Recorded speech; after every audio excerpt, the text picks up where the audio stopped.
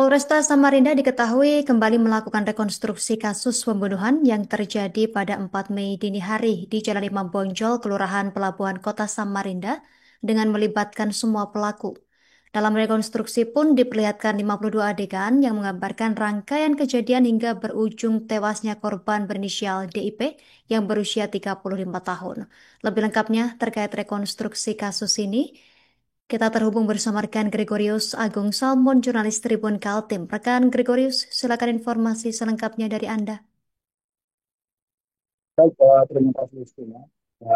Bahwa kemarin pada tanggal 2024, Polresta Samarinda kembali menggelar rekonstruksi terkait dengan pembunuhan di depan Pelabuhan Merak dalam jalan tol dengan Pelabuhan pada tanggal 4 bulan Mei tanggal 25 lalu.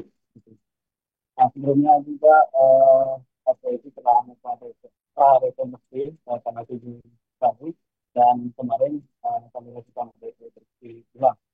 Dan pada saat rekonstruksi kemarin terlihat ada 52 adegan yang diperlihatkan dengan jelas bagaimana para pelaku ini melakukan aksi sehingga terjadinya pembunuhan terhadap saudara DIP.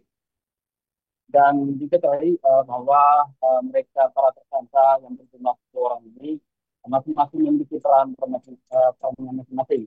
Yang dimana sebelumnya ada berperan sebagai pemantau di jalan tempat hiburan malam, pengawas di bagian luar tempat hiburan malam, terus penjaga di luar di area sekitar tempat hiburan malam dari dalam mobil maupun dengan kendaraan sepeda motor, kemudian juga satu sebagai eksekusi yang pada saat itu datang dari rumah. Dan diketahui juga bahwa para pelaku ini sudah melakukan rangsang terkait pembunuhan ini sudah sebulan yang lalu, sudah sebelum melakukan pembunuhan ini. Dan otaknya pun ada seseorang bernama Daha untuk melakukan pembunuhan terhadap DIP.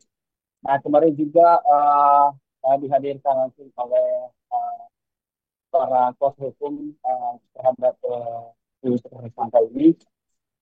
Dia pun mengatakan bahwa pada saat rekonstruksi dan di BAP sudah sama dan tidak ada bedanya dan nanti akan dilanjutkan ke persidangan dan jadi nanti sidang dilaksanakan di Pengadilan Negeri Samarinda.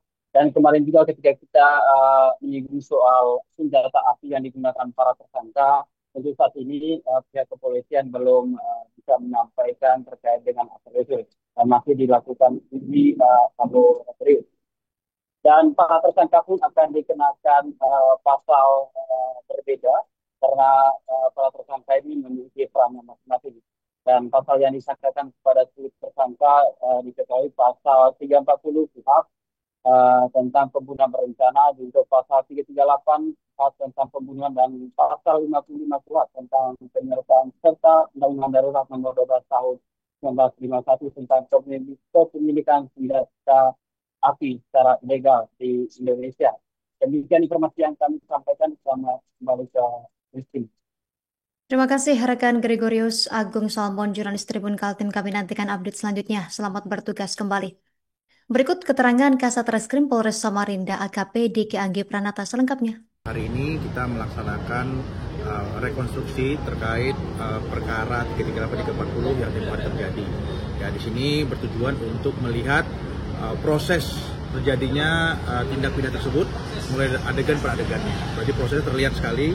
Hari juga kita mengundang dari pihak kejaksaan untuk sama-sama melihat agar tergambar dengan jelas, dengan terang bagaimana terjadinya suatu tindak pidana yang telah tempoh hari kemarin.